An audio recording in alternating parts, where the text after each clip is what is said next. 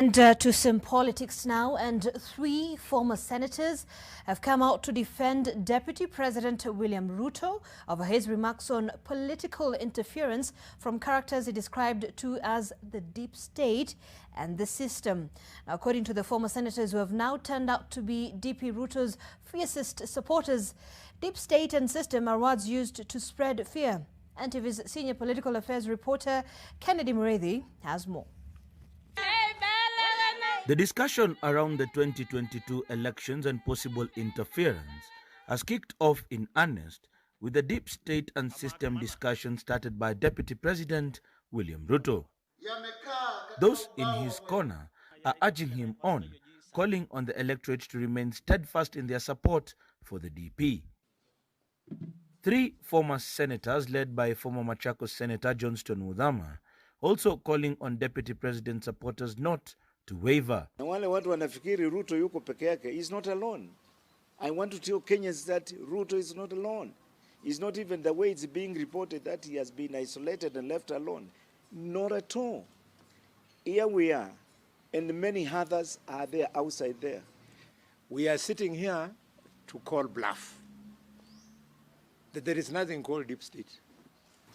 Kenyans must lose the fear. They must face on these cowards who hide behind these paradigms head on and exercise in the next 2 years vigilance, activism, and finally reflect it in their vote. According to the politicians, the usage of the words deep state and system is an affront for setting the stage for election theft. An attempt to use the word deep state, just as the Deputy President said a few days ago, is an attempt to intimidate Kenyans to think that there is no power in voting. We will not allow it. We are standing with the Deputy President and saying that there is no deep state.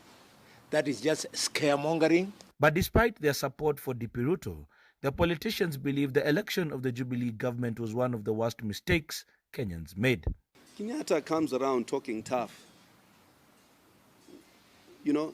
on all matters. But he has led one of the most disastrous governments those of us who are in our age bracket have ever witnessed. In fact, if I was to go by accounts of all other people who've lived in all the four governments, they will tell you without shadow of doubt that this is the worst ever. Kenyans committed an egregious crime to its future. The former senators also want President Uhuru Kenyatta to firmly deal with corruption before he retires in 2022.